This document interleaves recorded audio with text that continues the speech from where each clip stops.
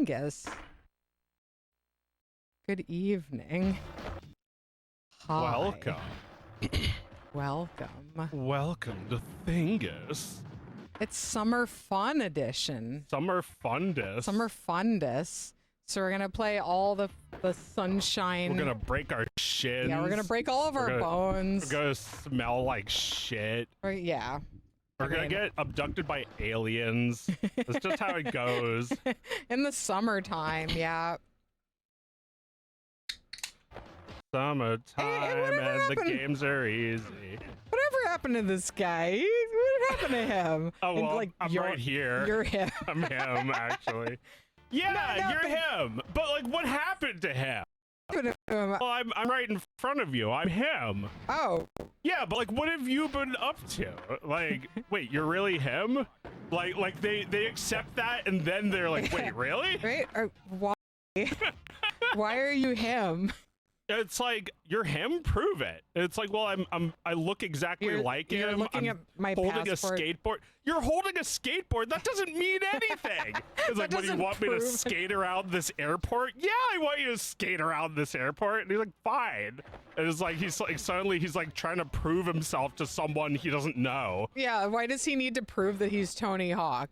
Well, I think he doesn't. I think he might just like be really bemused by the fact that people kind of like don't care, even though they do recognize him. Well, they just can't believe he's flying on like an airplane. They can't believe he's flying like not on his own airplane. Right. That he's just like it's been a while since he's been like in the news, in the focus. He's probably, he's probably flying first class, but he's still going through customs. Right. Even Tony Hawk might have a bomb or something.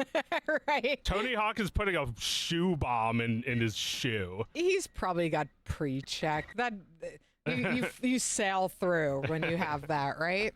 Well, I don't know. The TSA is also just like, Tony Hawk, I don't know. Yeah, no, they flag him and he gets checked again later. They grope him to make sure it's really Tony Hawk. Well, let's see if you have Tony Hawk's dick. Oh, you do? Well, that doesn't prove anything. Yeah, I mean, you might have stolen it. How do I know you're not Tony Hawk's twin brother, who does all of his lines when Tony Hawk can't? Stole his dick. It's like Jim Hanks, who took his brother's dick and is pretending to be him. Yeah, Jim Hanks. I saw a picture of him when they were both young and a picture of him now. And like when Jim Hanks was young, yeah, no, he wasn't quite as much of a cutie pie as his brother Tom. Now they look the same. Now just going on record that Meredith is the one saying this. Oh, really? Wait. Okay, so what do you think? I'm just kidding. You looked at Jim and you're like, I think they're both disgusting. No! No! What do you mean you don't want to play with me? And like this might have been his brother the whole time, being like, no! Right, like, I mean... Do you think that he used that skill for evil back then? It's like... Jim Hanks? Yeah, like he used his brother's voice to get him in trouble. It's like, prank calling Mo, the bartender. Yeah, that's right. I'm Tom Hanks. I'm Tom Hanks. Yeah, well, that is what he made a career off of, is doing his brother's character's voice. Yeah. In the CD-ROM, the DVD menu, whatever have you. It seems like they're both cool with that arrangement. Although I am just like imagining their mother being like, both of my boys are so talented. And one of them is clearly in the shadow of the other. Like playing him. He's really not even like, I'm not saying he's not a talented actor. He might be very talented to impersonate his brother, but it's also like, he's really just bored with that likeness, that similarity. He didn't really do anything to get that job. And he hasn't really like played any unique roles that weren't like a Tom Hanks role first. Although I would say it's pretty likely that what's his name, Jim Hanks? Yeah. He can probably negotiate a pretty good deal for his presence because who else are you gonna get? Yeah. You couldn't get Tom. Who else are you gonna get? No. Yeah, Tom Hanks is notoriously high paid. Yeah. So they got him for the Toy Story movies, but not for the game. Right. Not for anything else. So Jim's cheaper, but I'm The gonna toys guess. are all him. Yeah. But I'm gonna guess that he's not as cheap as you might think. Well, I mean, we're still talking about Disney getting him for like a CD-ROM game or a talking toy. Right. A talking toy. Well, yeah, maybe Jim starts like he goes in with what I'm saying, you know, like, yeah, all right, so you didn't get Tom, but who else are you gonna get? I'm the only other one who does these voices. And they're like, this is a CD-ROM game. Oh, okay, all right, that's the budget, all right. Well, but like they also need, I guess they don't need him specifically, but they need someone who sounds enough like Woody. And he's their best bet, even now, probably. Right, and you know, maybe Tom advocates for him. Maybe he likes keeping in the family. You gotta give my brother a job. Come on, he's great. You gotta believe me. I didn't think of Tom Hanks talking this way until you started doing this voice of him. I mean, it's like a lot of what he does is just screaming in that voice. Yeah. Right. Like I saw him in the Elvis movie, and he's basically doing that. No. Yeah. Was he always like that? No. He wasn't always like that, but he's become more of like a caricature of himself. Yeah.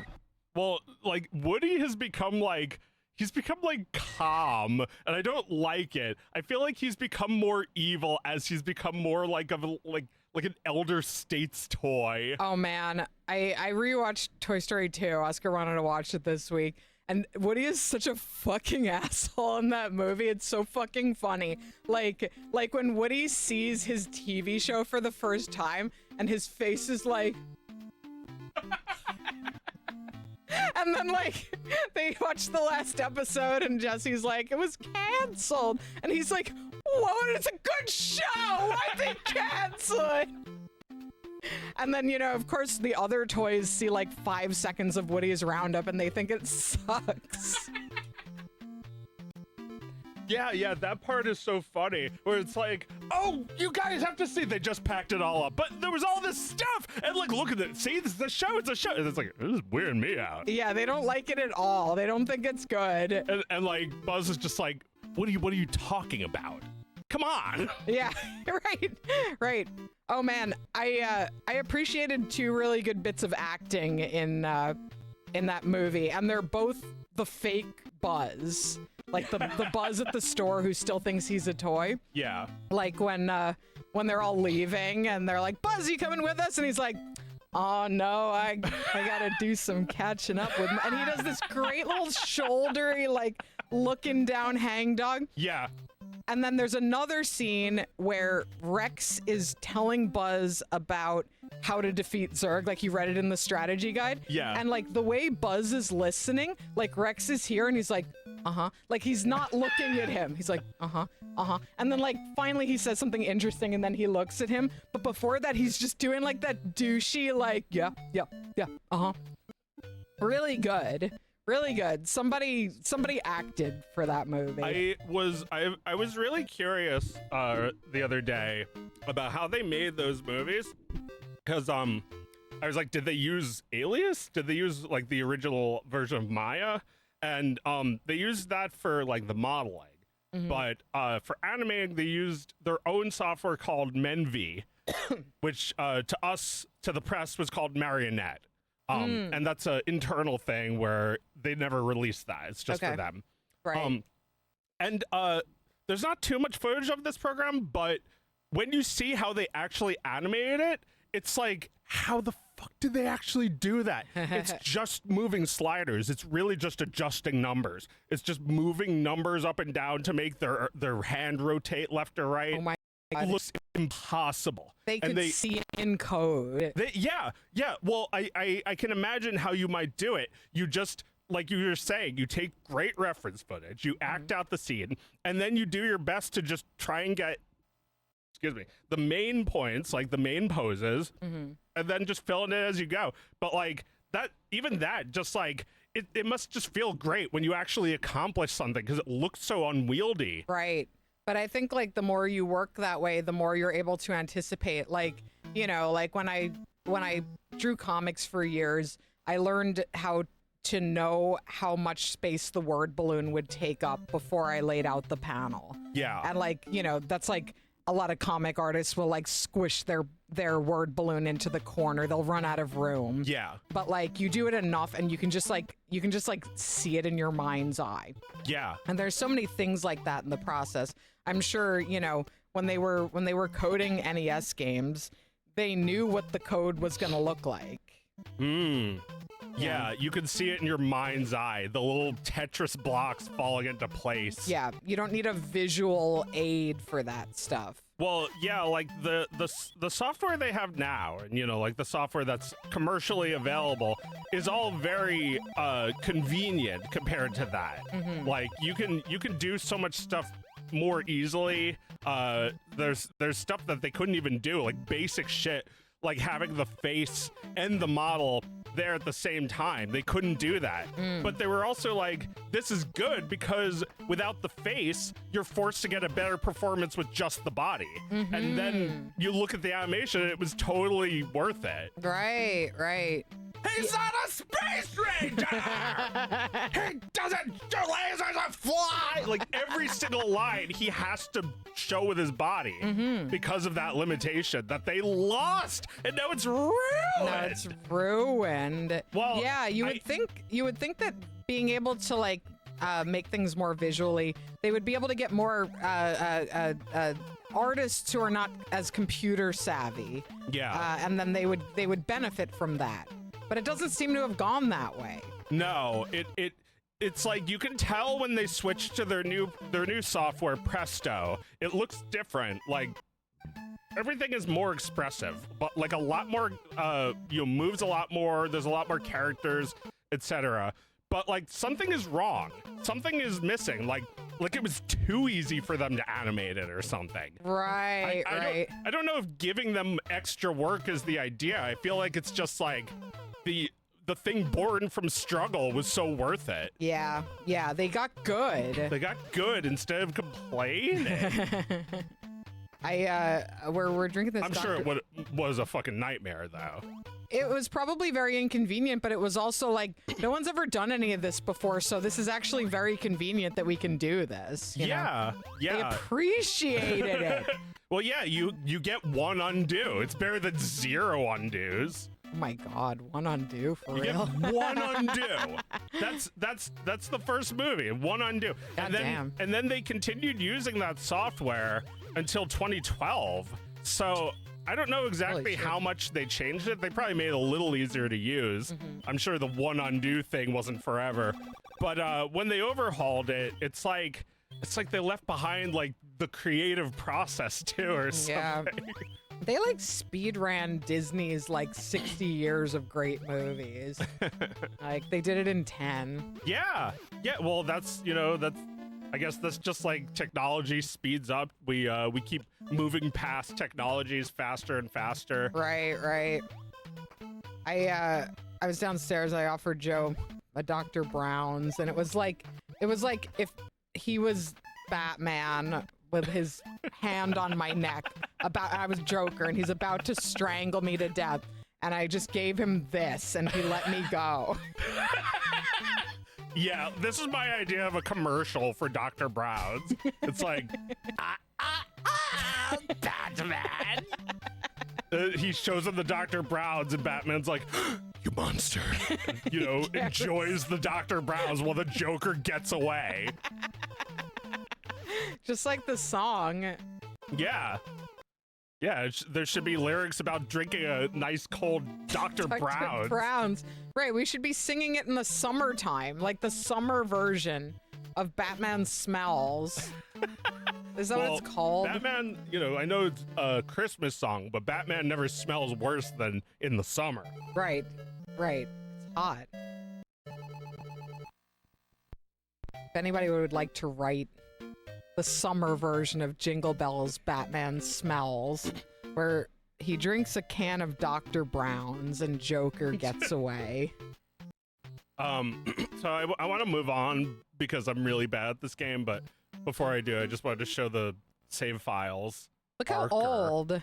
Old? That's our brother. That's so old. That's so old. We haven't lived with our brother for 30 years. This really is like the same save file from 35 years ago. Yeah. Or something. 30 years ago. I was probably like 7. Mm-hmm. And I couldn't get past this part in the game, and I still can't. Mm-hmm. So it's still waiting. Yeah, it's still there. Still waiting, Murpy. Yeah, Murpy, that's me. Murpy. These games just fucking remember. And you can't count on it happening, but when it happens, you really appreciate. Anyway, let's play some illegitimate ROMs. Let's play some Summer Fundis. Yeah, where should we start? I'm gonna go with Snoopy. It was all decided by that one dinner or whatever. Yeah, the napkin lunch where they wrote every Pixar movie, right? Yes. They met one day after finishing Toy Story, and they came up with like 10 movies and made all of them. Yeah. And or maybe there's more done. they didn't tell us about. It kind of seems like they're out of movies. They're out of ideas. They scraped the bottom of the barrel. Well, there were a couple canceled ones. There was a Newt movie that they decided was too similar to Blue Sky's Rio. Oh, Rio. Newt movie? Look how cute. Yeah. It's so adorable. Where are they? They're I'm pretty sure they went to Rome. In Rome, playing sack racing in the streets. This game is impossible. These sprites are so cute.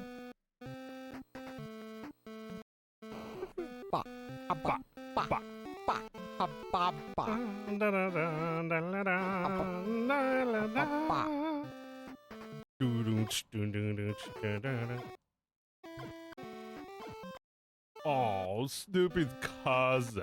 Yeah, they're wet. Is that you? Are you Snoopy? I hope so.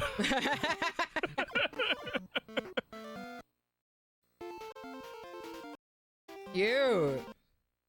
Yeah, this game is strange. It's brings you back to the menu screen every single time you play a mini game. It's just like that's the whole game. There's no campaign. Nice. The hardest one is the pole vaulting. Right. Yeah, it just starts over.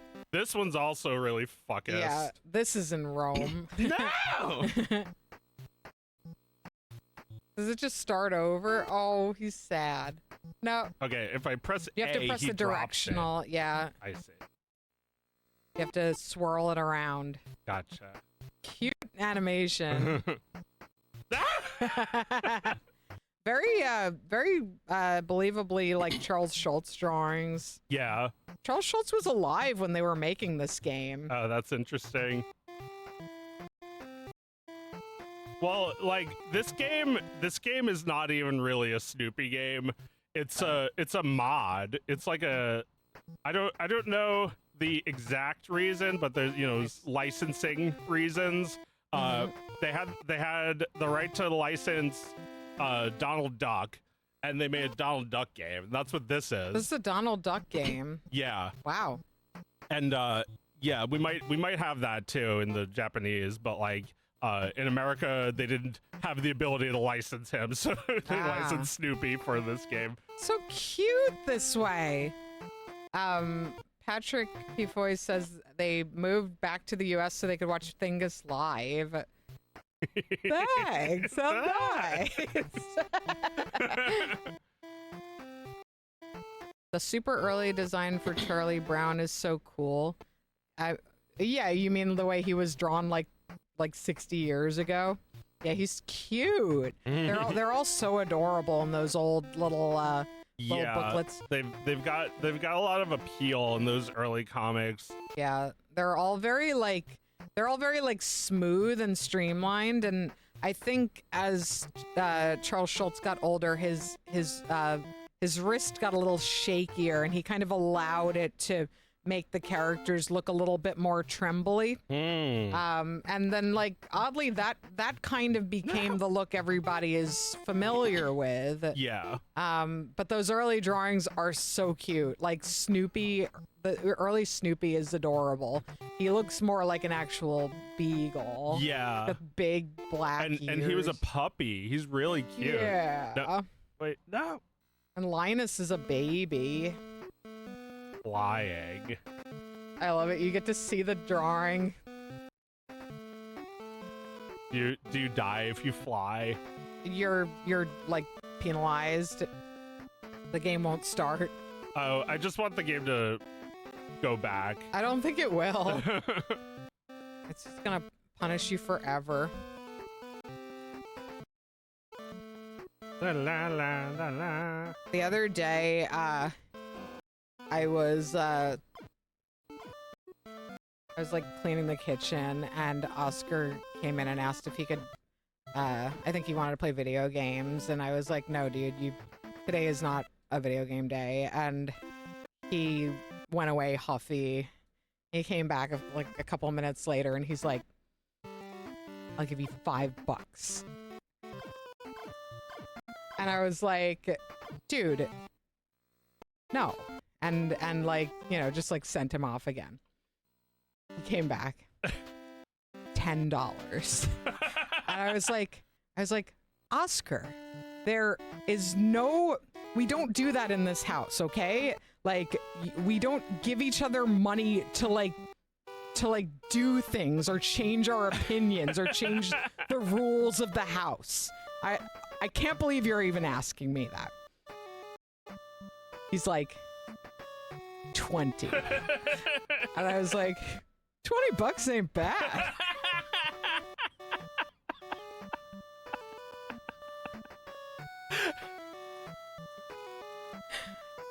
I said no, but I was also like, man.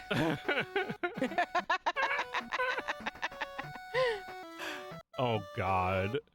I mean, yeah, you do have to consider it, because at that point, you're like, man, that's like that's paying way more for games than I did when I was his age. Yeah, like, seriously. You know, paying that much for like quarters, you'd have $20 of quarters for like all your friends. Yeah, seriously. No, I can't let him do that. But he knows, I guess, the price point. Yeah, exactly. The point where mom's like, you like the game. Thank you very much. She cried 4 times. Yeah, I cried 4 times at this game, too. Yeah, this game really is a bit of a tearjerker.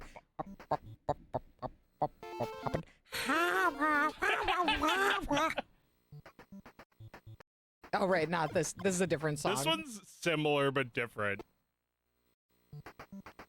Oh man, hard. There's like more of this than in any game I've ever played. Just dying before the intro to the song is over. Yeah, this is like Smurf. Well, yeah, there's more of that here than in Battletoads. Oh yeah. Yeah, this is a cruel one. This is a really hard jump to make, and then you're gonna have to make this jump like 10 times. Yeah, Smurfs is like the most sudden.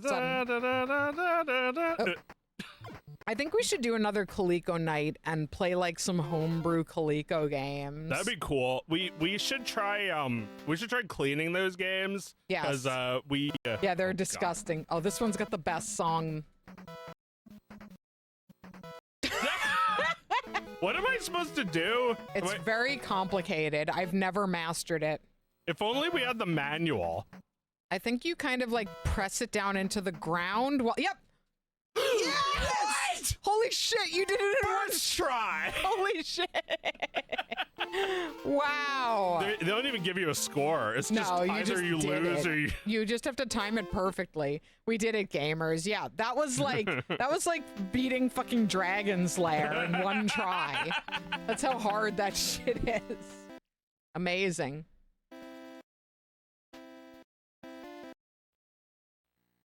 Cute game. I love how Snoopy opens his mouth so much. Bah.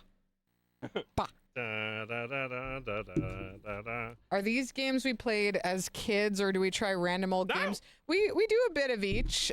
We play a lot of games that we played as kids, but there's also just like, you know, we'll check out weird shit that we heard about. You know, like we play a lot of retro consoles. Once in a while we emulate games, but for the most part we play games on the original hardware. And that means, you know, we've played most of this shit. But We there's didn't play this game. Or no, we I did didn't. not. I think we rented it one time. Non-customers.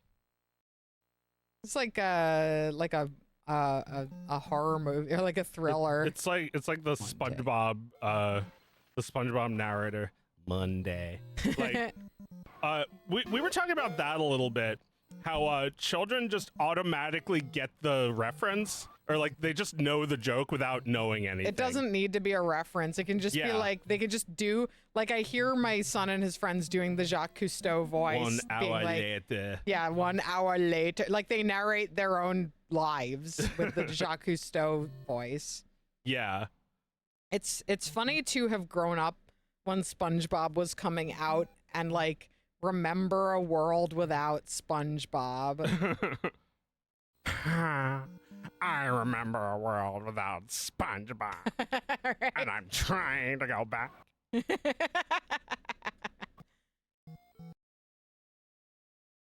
Sorry, were the red houses my non-customers? I think they're your non-custom. I have no idea if I'm doing Yeah. anything right here. Paperboy. Yeah. Spreading paper joy. This game must be made from experience. Somebody was a Yeah. paper boy in real life. Yeah, and they're remembering, like, they're traumatized by the memory of it. All the dogs that would chase them, and like the fire-breathing dragons that Yeah. would kill them and Yeah. like shoot fire at them. And all the ways for adults to be pissed off at you. Some guy in a fucking recumbent bicycle. Excuse me, I'm trying to drive my recumbent bicycle.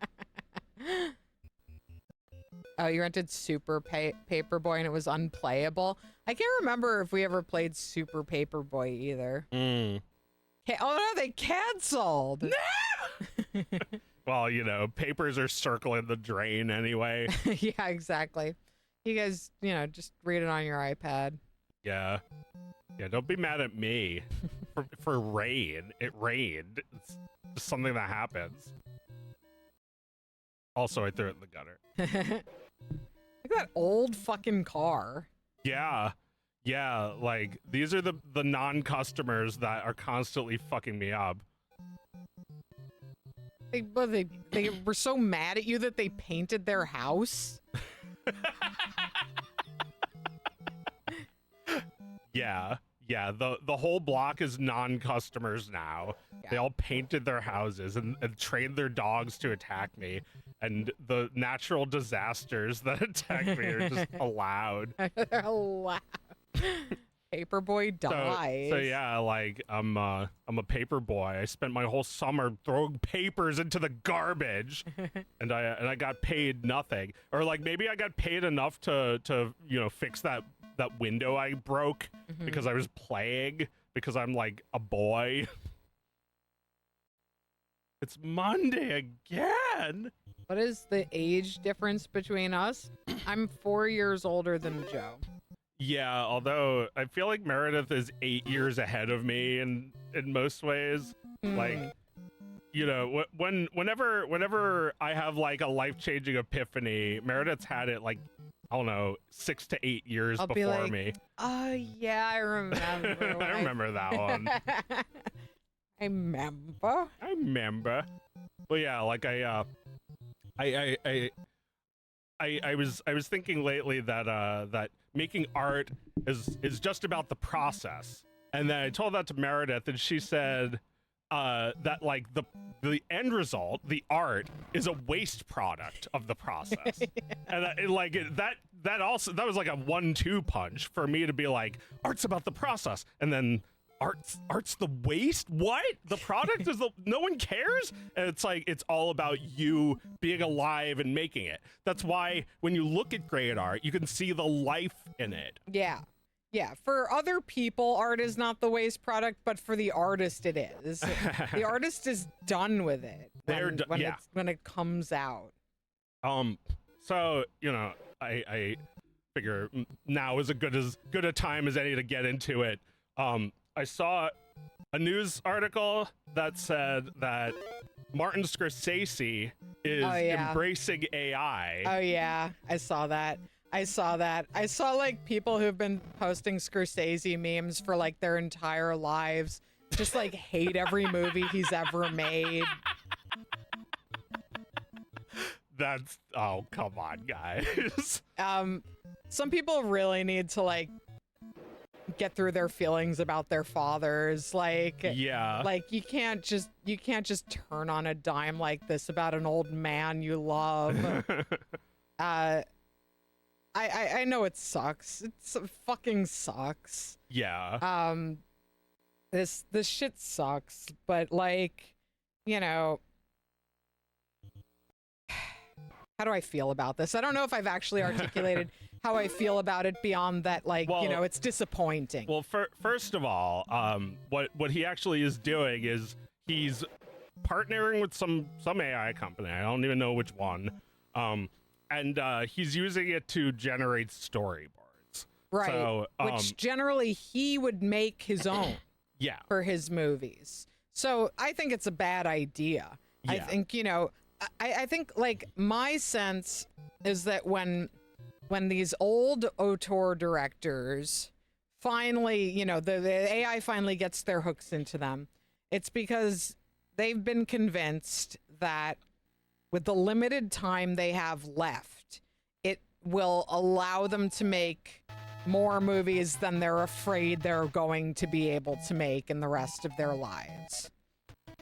And, I mean, Martin Scorsese made like some movie with like pretty bad looking de-aging technology a few years ago. I mean, it's not the first time he's embraced something kind of like this, right? Like that tech was, I don't know if you would call that generative AI, but it's not like wholly different, is it? I would say it's not very far away. It's made using the same kind of chips. Mm-hmm. It's using rendering processes, which is also requires data centers. Right. Making movies is also there's a lot of consequence to it. You have to really mean it when you make a 3D animation. That takes a lot of energy and a lot of people's like if one little pixel is off, you have to redo the render. Yeah. I mean, I just like, I think it's foolish of him to do this. I think it's disappointing specifically because you would wish that like an auteur director of an age where, you feel like they're kind of, at the end of their career, and what you want to see from them is like encouraging young artists to find their way, and to make them feel like it's possible to do the equivalent of what they did, their generation's equivalent of what they did. Yeah. And I think recently Spielberg said something like, if you're using AI to make your movies, you've compromised your soul or something like that. Okay. And everyone loved that. He's on a a little bit of a victory tour right now. Everyone posting cute pictures of Spielberg. All right, you know, that's just weird. Okay, Yeah. he said like I said something making fun of AI, and somebody like accused me of virtue signaling. Like, I don't want to appeal to you people. You're all psychotic. You're all irredeemable. Like, there's nothing I would ever say to make you like me more. I just have opinions that may overlap with yours. Yeah, I mean, I hate that feeling too. I feel like when you talk about something that's very discoursey, you're not being heard. You're not really being heard. Yeah. People are hearing whatever the thing you're saying can be slotted into, which is Right. not exactly what you're saying. It might not be at all what you're saying. Yeah. It's, this is why I think discourse is fake and we need to stop. We need to turn away from it. Because not only I does do not subscribe to Martin Bad, Stephen Good. Let's No. hold our friggin' horses. No, exactly. Let's not forget this guy's on the flight logs, first of all. And let's not forget Goodfellas. I know it was a long time ago. Yeah, that doesn't but doesn't mean we can ever forget Goodfellas. Well, no. I mean, I think the reason we're mad, or at least disappointed, is because it's so good. Yeah, no, I'm disappointed. That's all. But also, Martin Scorsese is not my father. No, he's not grandpa. No. He makes really fucked up art. Yeah, and sometimes I'm not super into it, and other times it's my favorite shit ever. Yeah. I love Martin Scorsese, but he's not my father. He's No. not. He's just not. No. And I just think like you're 80 years old. Miyazaki still draws storyboards. They need him to do that. Yeah. I feel like the sad thing for me is like if Martin with his shaky hand drew storyboards, everybody would probably love them. Yeah. I mean, he has. We I don't know if we've ever seen them, but he does draw storyboards, or he did. And maybe he just doesn't think he can sit down and do it anymore, and he's hoping the computer can do it. He's hoping computer can do.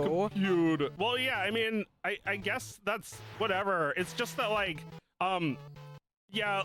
people don't have much sympathy. I have a little sympathy because I know these guys are like in a rut, but like they embrace AI. They look to AI because the idea of getting someone to draw it for them is boring. That now feels like they've lost control, and by doing AI, they have more control. They think they have more control. I mean, I don't think it's true. I think, great collaborators are very, very special for that reason. Yeah. And Martin Scorsese knows that, but maybe when it comes to storyboards, he's never had a great collaborator, and there's no one he trusts. I just think that that it is more possible to preserve your own voice through collaboration than it is through AI. Yeah, I would agree with that. It's like you can't really say it's your assistant. It's more like you're its assistant. You're helping it come up with your ideas. Jesus. Damn. Well, yeah, I mean, like if you're generating art and your role is to look for all the look, errors. they're all nice to her. They're smiling. Yeah, just like if your job is to look for all the errors that the machine made, then you're its assistant. Yeah. Yeah, Jesus. That is so true. I don't know why, like, I've never heard anyone put it that way. That Yeah. seems very obvious. Well, yeah, I mean, it's I've noticed more and more, and yeah, I know it's disappointing every time, but I guess I should stop being surprised that many people who make art don't have the like hyper specific preferences about it that I sort of thought they did. Yeah. They'll let AI make it, which is kind of like admitting that, I don't know if it automatically disqualifies you as being an artist, but it kind of is like a logo change-esque business move that is like, what the fuck are they thinking? Yeah. Like, they didn't have any preference. They didn't have any aesthetic eye. Why Right. did they get rid of the old aesthetic? Why did they Right. embrace this shitty mass-produced look? Yeah, I mean, I feel like a lot of the time when you hear that like somebody was an asshole, like a showrunner or a director was an asshole, it's because they were so meticulous. Yes. And yes. they refused to let anybody show off on their production. They're like, sorry, it's not yours. Yeah, it's mine. yeah. Interesting. But yeah, I mean, it could be that, a lot of people who were very much involved in something good just had really good collaborators, and they passed a lot of that off to their collaborators, and you didn't realize that that person was the one doing that particular thing. Like, a big thing, like a movie, like a Martin Scorsese movie. It's like he may be the director, but there's also like all these invisible forces keeping the movie good, right? Wouldn't you agree that like there's invisible forces, like hundreds of people who work on the movie are all making sure that everything is perfect? Oh yeah, absolutely. But like a director who's very meticulous is going to notice if one of those 100 people is not doing their job right. Right.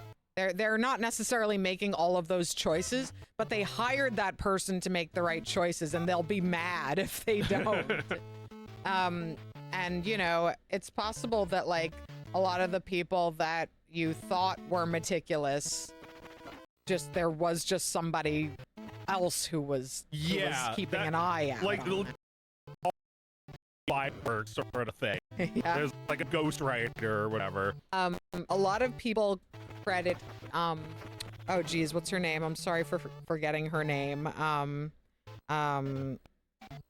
Was it Sandra Lucas? What is the name of the woman who edited all of George Lucas's movies? She edited Taxi Driver too. Oh, really? Yeah, she worked on Scorsese movies. Cool. Marsha Lucas. Thank you. Lucas. Okay. Yes. She died this past week. Oh, really? Yeah. I didn't hear about this. Yeah, no. Unfortunately, she's remembered for being married to George Lucas, but she was, a renowned editor who many people credit for the quality of George Lucas's movies when That's they were a married. great example of one of the invisible forces. Yeah. Because like George Lucas is his brain is like abstract. He's very good at making those movies bad if you let him. Yes. Somebody once asked her in an interview if it disturbed her to work on such violent movies. Yeah. And she said, Marty's movies aren't violent until I edit them. Oh God! So she died, and then he went to AI like immediately. I don't. No, she wasn't still editing his movies. I think she retired some years ago. Right. But yeah. Do men ever get asked stuff like that? No. Yeah, I know. I know. She is not fully appreciated in her time, but hopefully she will get her due. People. I saw a lot of people eulogizing her this week. But yeah, I mean that is a real, very important invisible hand. The editor of a film, like every movie you've ever seen. Every Harry Potter book you finished. Right. They were all like 50 times longer, and somebody cut them into the shape of what you know. Right. And there, like with Toy Story, there was a lot of just like bad stuff that they left on the cutting room floor forever. Mm-hmm. That it was just like, I can't believe this was the movie before. Right. You could have they such sort of an had incoherent. to make the bad version first. Yeah, you do have to make the bad version first. That's why process is so important, because everything needs to develop like from this primordial soup and become ugly first before you refine it. It needs to be carved from the marble. Yeah. It's like with like Miyazaki's storyboards, it's like they all rely on him. They need him even in his 80s. They need him to do those storyboards. Right. And some of them are rough. Some of them are gorgeous. Some of them are full color. Well, I was watching Nausicaa with Oscar the other day. He's finally old enough for like movies with like a little blood and bug guts and stuff. And Nausicaa is like one of my favorite movies ever. And I was reading about how it was made in 9 months for the equivalent of $1 million. Wow. And I was like, how the fuck is that possible? But then I realized that, That like, is the same game. I mean, it's still impressive that it was made so quickly and so cheaply, but Miyazaki was drawing the Nausicaa comic before it was turned into a film, and he essentially did all of the pre-production work himself. Like, the entire world was created by him, and essentially storyboarded. Like, the movie had to take like a slightly different direction because I don't think the comic was finished, so they had to change the story a bit. But there's so many of the scenes in that movie are just direct recreations of the comics he drew. Yeah. Fully rendered, fully thought out ideas. So not that makes it any less impressive that they made a movie so quickly and so cheaply, but he had the entire thing visualized. So fucking cool. Scary. Now, is this the movie where you're the dinosaur? Is this the movie where you're the dinosaur or the person? I don't know. I guess we'll find out. Oh, Look how DNA. sick. Cool. that is awesome. Yeah. That looks great. Yeah, that looks really good. You imagine they used unpaid interns? I don't imagine anyone was paid well. I think what I read was that they were paid by the frame, which sounds they're following you. Yeah. Clever girl. She's cute. I don't have any weapons, I guess. Ah! No. Yeah, they were paid by the frame. What's that? Oh, for every frame. Per drawing of the movie. Mm. They were probably not paid well. Yeah. No, I doubt it. I'm sure even like the most skilled animators were paid pretty low. Yeah. Yeah. But there are a lot of movies where people are barely fucking paid and they suck. And that one's for the greater good of the world that one exists. So I feel like I think it's a net good that Nausicaa was created. Yeah, per frame is really brutal, absolutely. Yeah. Yeah, it's like what do you even get? Like 3 cents? You gotta draw a lot. But those drawings look fucking good. Yeah. Miyazaki is his own unpaid intern. Sure, Miyazaki will never earn the money that his work deserves. I don't care what they pay him; it's not enough. Right. Well, he needs to do his work. Most importantly, Yeah. he needs the work more than he needs money. Yeah.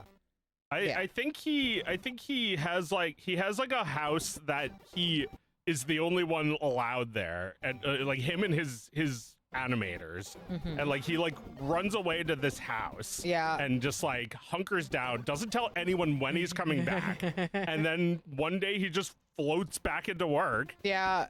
Yeah. Like nothing happened. Oh my god. I mean, yeah, work is his life. The Wind Rises.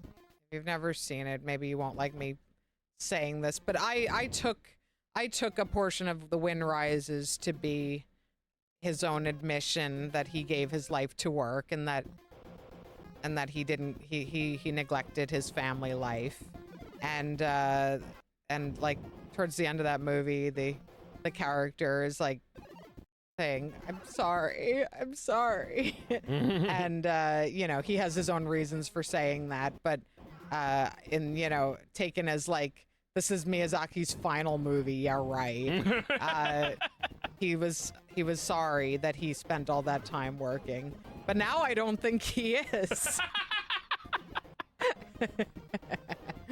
Yeah, that's I don't know, maybe that's not his interpretation of the movie, that he's sorry he spent so much time working. Maybe not. Maybe he thinks America bad and we're still at war with them. Well, I think he's sorry.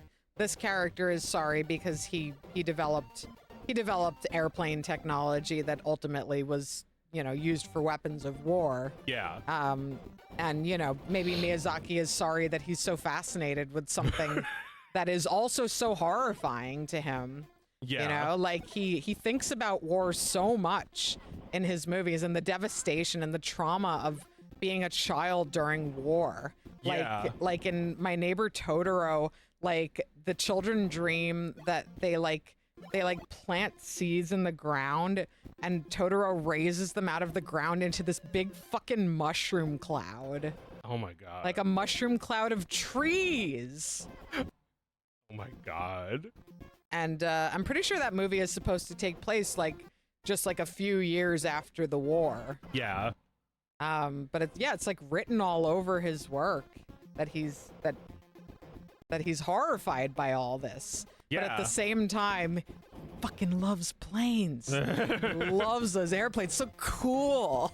Well, like, you know, I wonder about the Wright brothers, because like when I was a kid and learned about the Wright brothers, I wasn't thinking the Wright brothers wanted their planes to be used for this. Yeah. But the more you learn about them, yeah, they did. They did. Well, I mean, like, look at computer. Like, all of this shit was developed for warfare. That's all true. Of it. That was a weapon. And war games are like such a big part of like the games industry even now. Yeah. It's, you know, you do kind of have to look back on it and be like, I'm sorry.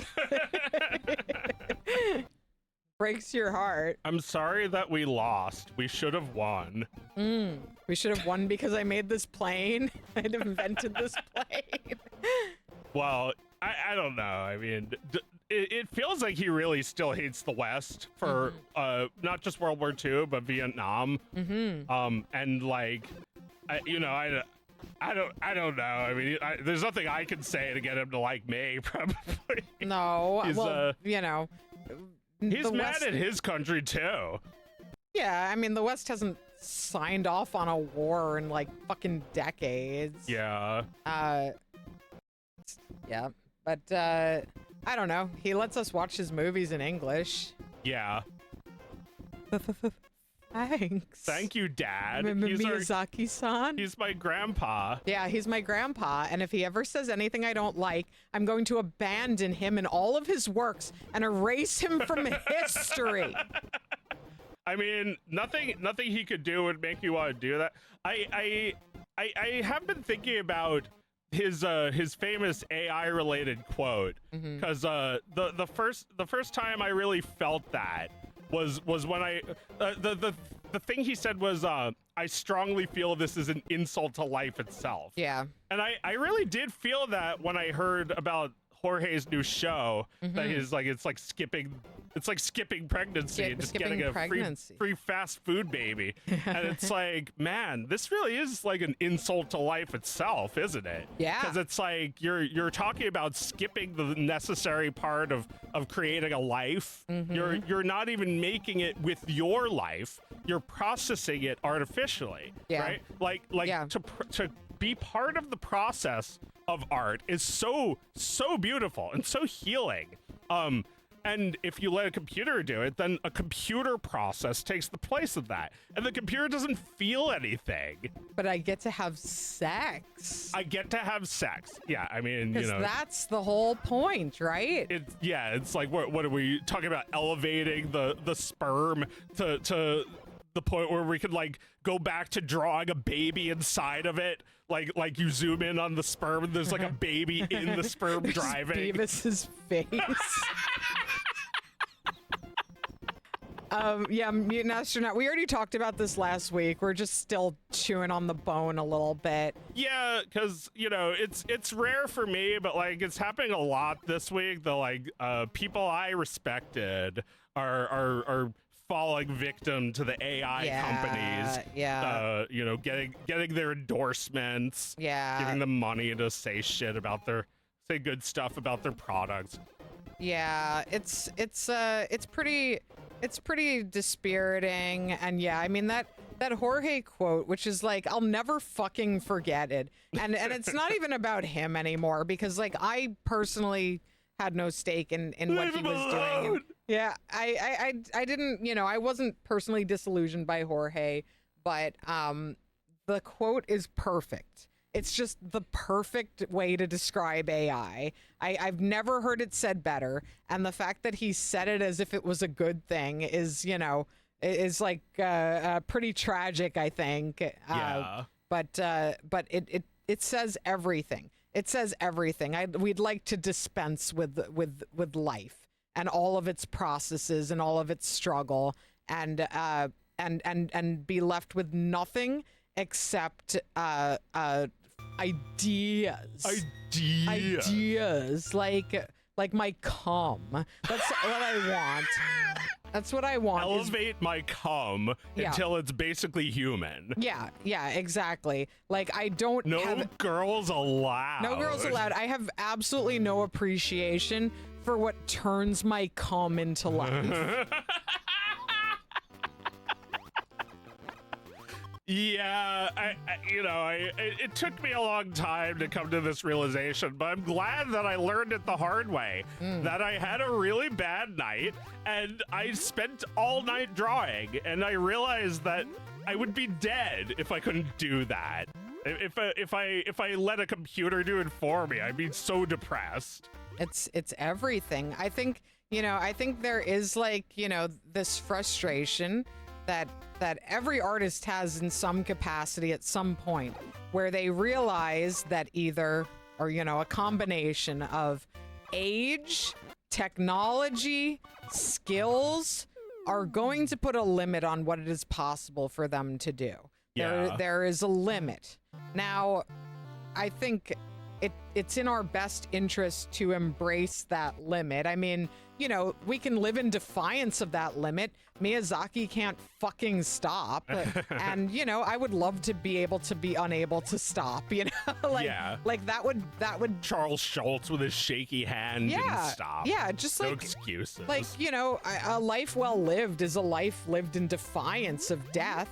Yeah. So why not look at your limitations and be like, well, I'm going to do a little better than that, because I don't want to give in to that. I refuse to give in to that. I think I can do more than that. And that should be what satisfies you. And frankly, you're going to die unsatisfied because you should. Because the alternative is that you never fucking made anything. Yeah. So, like, I don't know. I hope I can still be a fucking brain in the jar like Roger Ebert, like typing with the one finger he had left at the end of his life, still typing fucking brilliance. Yeah. That would make me happy. To know that I did that, and to know that that's what I left behind, was every last drop of my effort. And, I can't change the fact that I'm going to die without doing everything I wanted to do.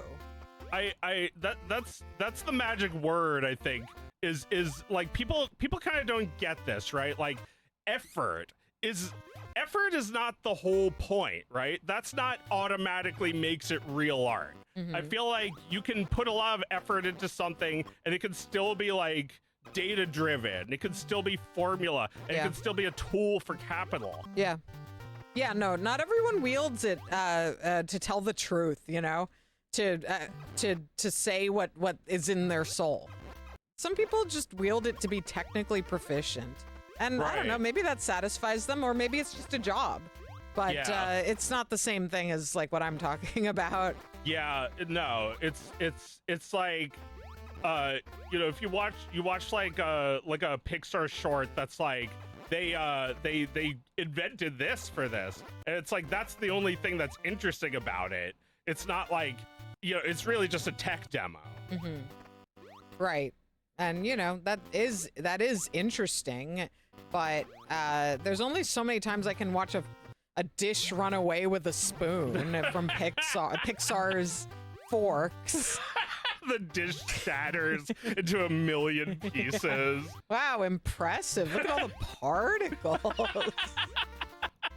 Yeah, there's only so impressive that can be before it's like, well, yeah, but like, do you guys have another story? No? You're just like,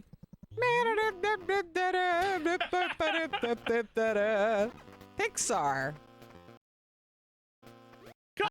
on! You gotta watch the new movie! You're always on your iPads!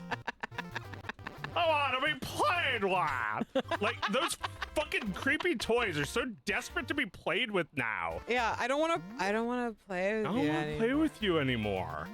Bye, No. Woody. He's like comes to life to scream at Andy. It's like, no, you're woke. Like, this is how it fucking feels. It's here Woody and Jesse bitching about iPads. Connection faded our house, Woody.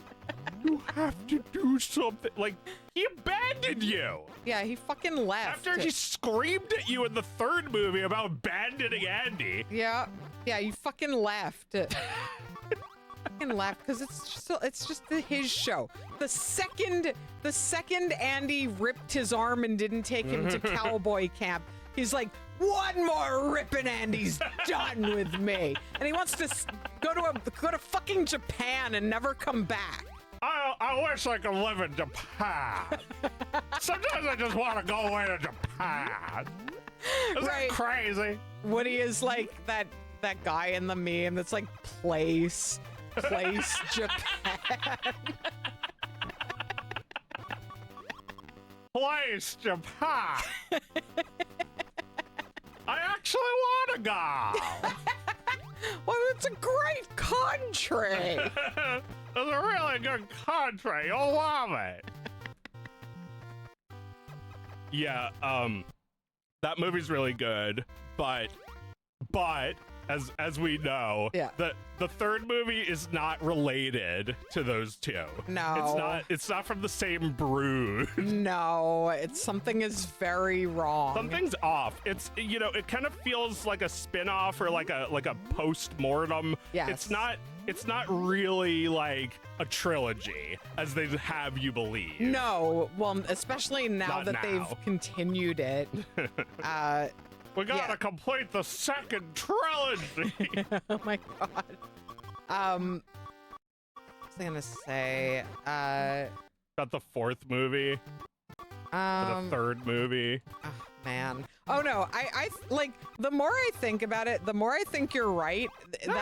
That at some point, I don't know if it's gonna be in Toy Story 5 or Toy Story 6, but at some point, Woody is going to come back into Andy's possession.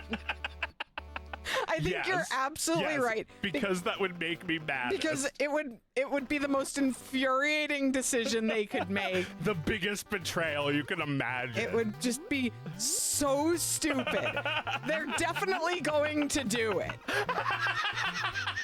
Yeah, it's like, it feels like it's assured because of how dumb it is. Yeah, exactly. There couldn't be anything stupider. It's like, Luke, you were my father, or something stupid like that. Yeah.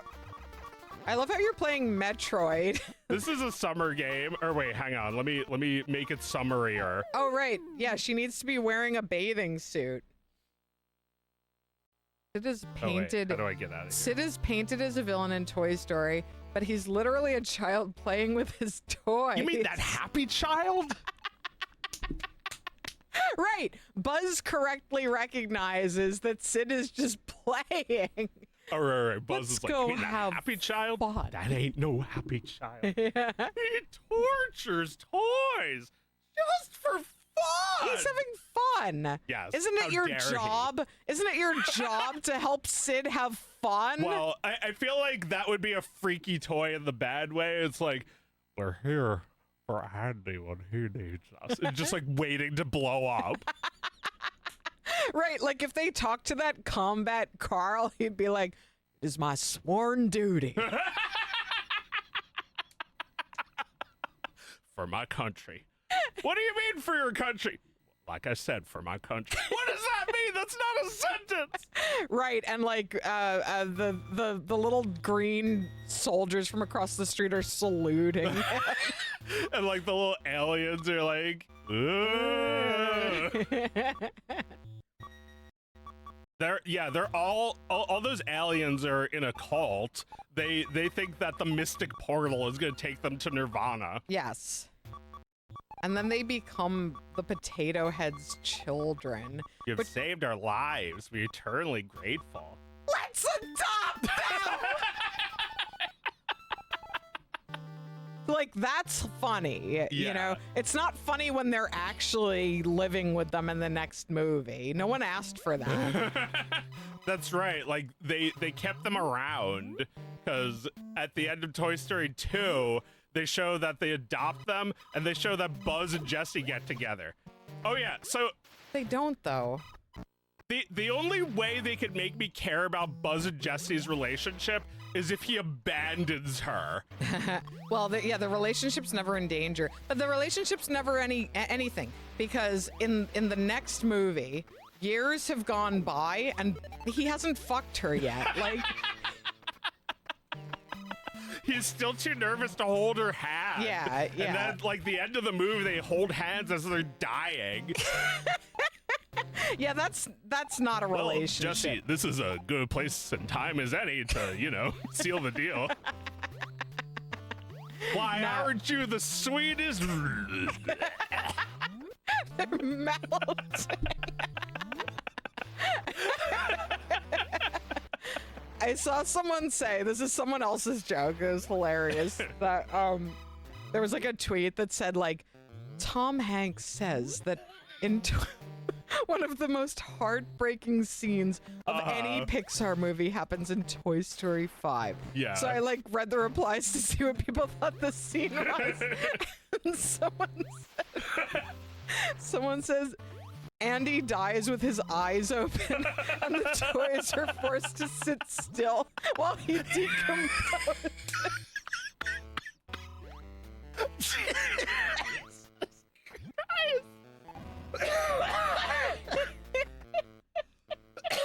I also had one. I said, Woody buries himself with Andy, and only 100 years later, he's dug up by a friendly grave-robbing robot, Rob E., who puts him in a museum. Woody steals one of Andy's teeth, draws Andy's face on it, and talks to him like he's Wilson. Andy, no! Holy shit. Holy shit. And the movie treats it like it's a good thing. They treat it like it's heartwarming.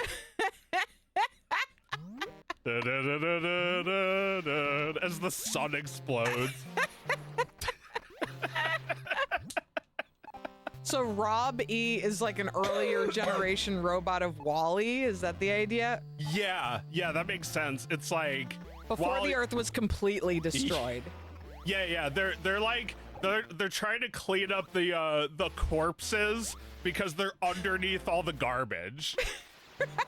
It's futile though, just like Wall-E and Eve. Right. When Wall-E gets there, there's no more corpses. It's just cleaning art. Well, we don't know. Maybe all those You don't know structures. what he's doing when the cameras aren't looking. Yeah, he might have cleaned up. Yeah, he's taking those bones and crushing them. There's like a closet. We don't see one of Wall-E's shelves that has like all his interesting bones. All those weird like misshapen gold teeth.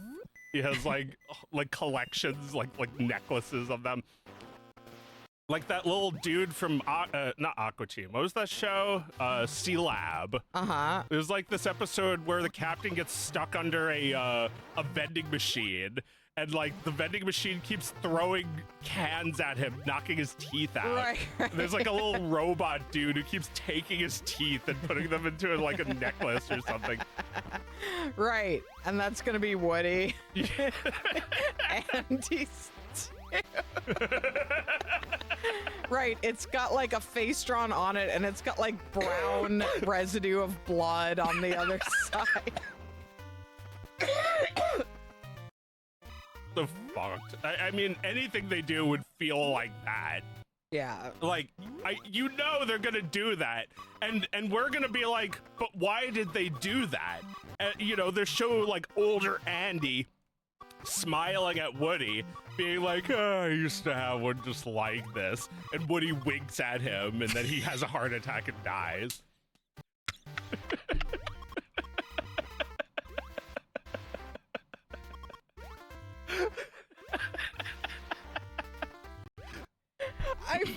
this is so close to what's It's so actually going to close. We're so close. Me and Danielle did this with the family simp. We made all these predictions. Some of them were very close. Others we knew already.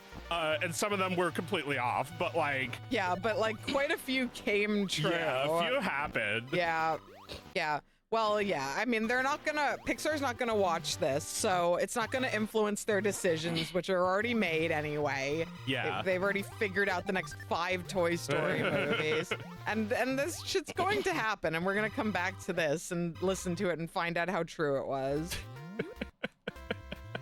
We'll be as old as Andy's tooth by then.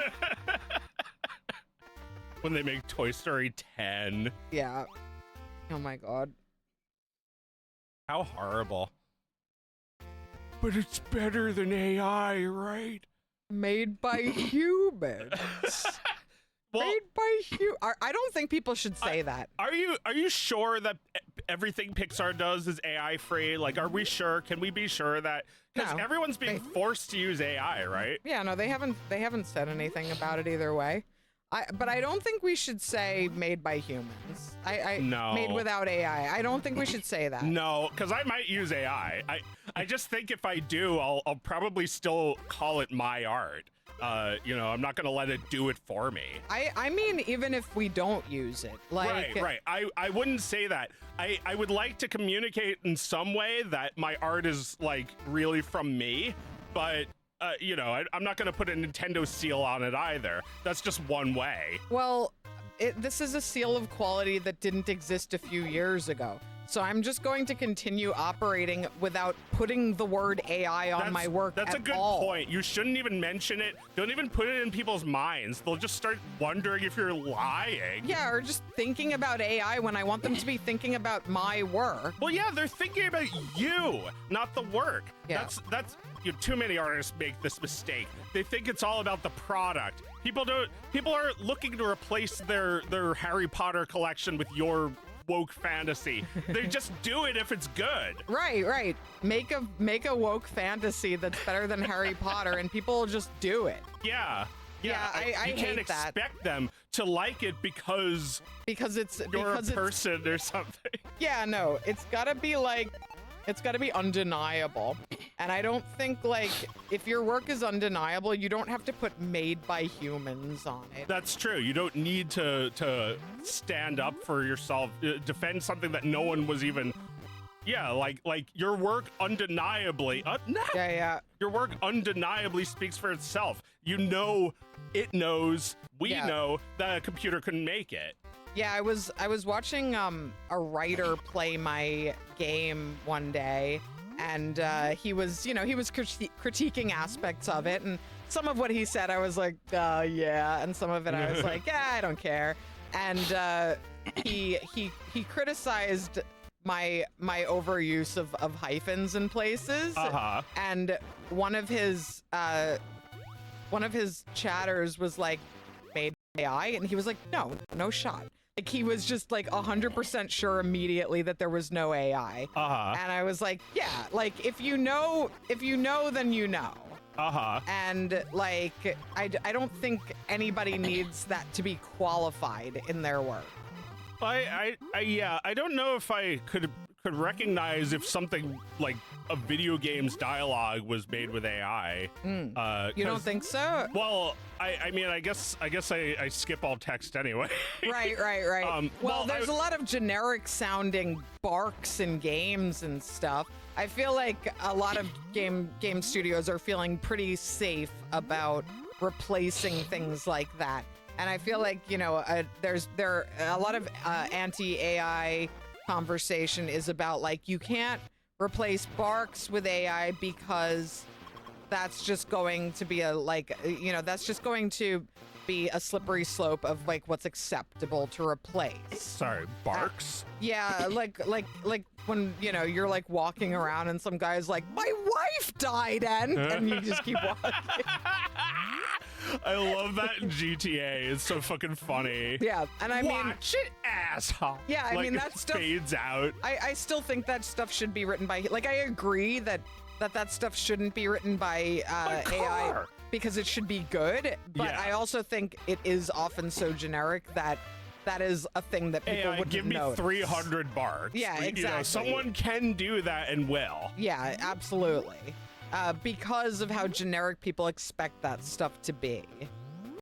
Okay, but well, you know, I think I would probably, yeah, this is the problem. It's like, yeah, it'll probably create acceptable places, things to take those places, but like, you're really gonna notice if someone had a good joke if they really wrote it. You'll notice that. Yeah, totally. Like in GTA 3, they consistently made me laugh. Yeah, no, exactly. It just, well, it's the difference between a mediocre and a good thing, right? Yeah. Like AI can give you a decent chunk of a mediocre thing. It can't give you something good. It can give you sausage, not steak. It'll give you something that's ground out and made up of pieces, Right. but not something that was grown in one piece. Right. So like if it's good, I mean, you know, that's all it is, right? If it's good enough and if all you need it to be is good enough, then yeah, you're going to make things with AI and you're going to get away with it. Yeah, you know, Jorge was like, everybody's using AI, nobody knows. It's like, yeah, we know, we can tell. We can tell because most things suck. But yeah, I guess they'll get away with it to an extent. They'll be able to sneak it past most people, right? I mean, I think because there is such a mediocre baseline to like the media that we've been seeing over the last few years, like Netflix and Amazon is just slop content. You know, like that stuff could be replaced completely by AI, and I don't think a lot of people would notice. Because it was already so fucking generic. And you know, like when you see some show that's like, you're just like, no, that's not a real show. That's just like, that's just the cover of a show, but it's not. It doesn't exist. There's 52 episodes Yeah, there's of this. 3 seasons somehow. Yeah. I've never heard of it. Yeah, that like you could make that with AI. Yeah. Well, they probably do. It feels really ground out, like formulaic, crowd pleasing, all these shit things that we're just like seeing for like 10 years in a row now. Yeah. So I mean, you know, a lot of people's argument of AI continues to be we can't accept it because it puts people out of jobs and because it's bad for the environment. And it's like that is all well and good, but I don't think that's the most compelling argument when you're talking about art. That's not my most biggest reason for no. I mean, I don't want these fucking data centers to be built. I don't want all of this software to be overtaken by AI. But when it comes to art, I don't want art to be bad. And it already often is. And I'm kind of just lumping a lot of that in with the AI. Yeah. So I think the most compelling argument, I think anti-AI people are giving too much to the AI by acting like it doesn't matter if it's indistinguishable from human-made art. It is distinguishable from human-made art very easily. And if you don't notice, then like, I guess you're very comfortable with art just being fucking boring all the time. Yeah. Like boring art has trained you to not recognize boring art. That's really upsetting. That I you know. Oh wow, I'm actually stuck here. I'm dead. I can't beat the game because I don't have the ice beam. Oh shit! Wow, they trap you. All right, we got like 30 minutes. What yeah. more summer Fundis? What should we do next? Yeah, the second screen design ethos is a big problem, right? Like, it's made for the garbage can. Yeah, exactly. No one's actually watching this. So why would you bother using humans to make that when that's what you think of the art to begin with? Yeah. Is that it's for people who should be watching it while they're doing something else? Yeah. There's a great season of The Comeback that just came out. The final season of The Comeback. I think I've already mentioned this, but it just ended. where Valerie Cherish, my favorite fucking character in all of television, Lisa Kudrow's alter ego, is cast for a show that she finds out is made with AI, is written with AI. After seasons of Valerie suffering under the fucking writers that she has to work with, humiliated by the writers, Valerie is then asked to be on a writerless show, and she needs to like decide how she feels about it, and like in the meantime, she's finding out how everybody else in the industry feels about it, and she's kind of forced into a viewpoint. By the end of the season, she needs to decide what the right thing to do is. I think it's really good. I think you should watch all of The Comeback before you watch the third season, because it's kind of a little bit of closure to the entire series. Season 1 is so fantastic. They're all fantastic. Please enjoy. Just tell them Meredith sent you. Good show. This is my comeback. This is my the second take, she's even more deranged about it. Yeah, it's real good. It's about the humiliation of working in Hollywood and aging and like. How do I play? I don't know. Oh, here we go. Like, seems like you figured out how to play the Japanese games quicker. One season every 10 years. So every 10 years, it kind of talks about the current state of TV. The first season's about reality TV. She's always making a reality doc subsequently. She's making a reality TV show about her comeback on a sitcom, like a classic sitcom, in the first season, and then nobody knows who she is, so yeah. it's only a comeback to her, right? And these people making her show, right? All these like new people are here now, and they don't remember her or care who she was. She was it. She used to be on a show, a sitcom in the 90s called I'm It. And she's not it anymore. And everyone she's on the show with is young and hot, and she's old, pathetic, and sassy. So fucking good. And she tries to control. Meredith explains every season of this show. I'm sorry. I love it so much. She tries to control the reality show that's being made about her comeback. She tries to be in control of it, and she can't be in control of this. It's impossible, and it's humiliating.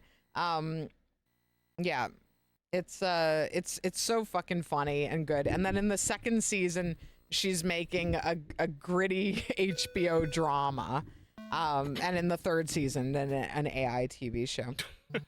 In case you don't get a chance, you love the scene where Mara gets really high.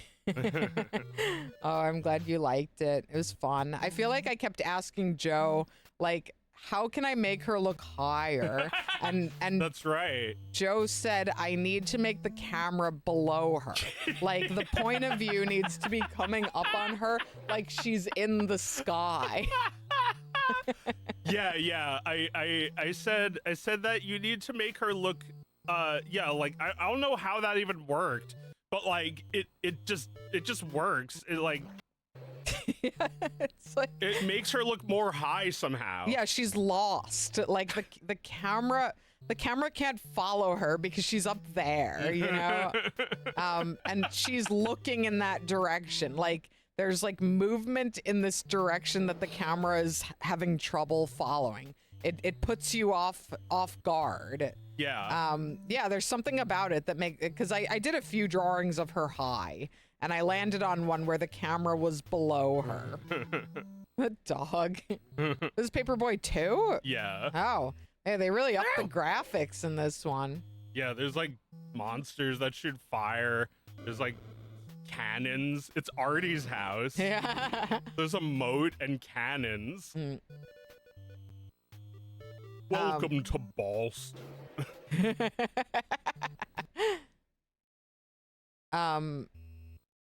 The one guy said the new Mario movie may as well be made by AI. Yeah, I agree. The poster probably was using AI because, like, I looked at Jorge's like Chihuahua movie poster, and like and my stream chat all sort of agreed it's using AI or maybe even entirely AI. I couldn't quite tell. I wasn't familiar enough with his art style to really. Well, his art style's there, but like I feel like the composition is very generated. Like maybe somebody painted it, but they also got the computer to do the groundwork. Right, guys. Right. That's not what you do. You can't. No, you can't let it make the executive decisions like that. It doesn't know what makes somebody look higher. Like it doesn't know what makes something pop. And it's like, you know, it's impressive what it does know, but in the same way as like a bird, it's like a parrot. Wow, it captured that. The lamb. The lamb. Like, what are you gonna put the parrot in the driver's seat? Yeah, no, I agree that the Mario movie could have been made with AI, and like, you know, like from an ethical standpoint, the fact that it's made by humans, I don't think is much reassuring. It's not great. I kind of wish it was fully AI, because why are people working? I mean, that's one thing. I guess there are people who want to work on this movie. They probably kill each other so they can work on it and not someone else. Yeah, but they're making something generic. They're making something that scrapes 40 years of ideas and like mashes it together into like this like highly rendered soup. It's so fuckus. I hate it. It makes me very angry that those movies do so well. Yeah. It makes me very angry. Now we can blow up the earth. You know, that's kind of, I feel like a tech company overpromise is like, so if they said they're going to blow up the earth, there was a show, Frisky Dingo, about this. Yeah. Where there's a villain who wants to blow up the earth, but he can't get it together. The machine is too unreliable. No one takes him seriously. No one's taken seriously or even knows he's plotting to destroy the world. Yeah. Everyone he works with is very incompetent, so they're always like thwarting him by accident. Right. It doesn't matter that he looks evil enough to do it. No, and yeah, nobody respects him for being the closest person to ever come to destroying the world. Yes. Right. So yeah, no, I thought that was funny. That I loved that show when I was in college, but now I'm looking at it and seeing it as like, wow, you could really make a satire of stuff today with these jokes about like this evil bad guy who is really just lying to us like every other tech company. Yes. But his shit doesn't work. No, it doesn't work. It's like he didn't destroy the world, and I'm disappointed. ATV says the Mario movie is humans taking AI's job. That's good.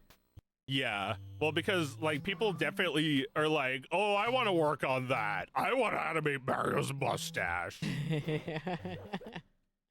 Yeah, I want to put wart in the movie. Yeah, I bet everyone who works on this movie besides me has never heard of wart.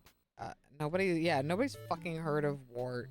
Well, like all you 23-year-olds have never heard of wart. Yeah. And never will, because they don't even say his name. Say his name. I you know, Oscar is gonna play that game eventually. Get to the end. Yeah. But until then, I'm not telling him who that frog is, because I don't want to. I want to ruin the actual good thing, the game that he's gonna play someday. Yeah.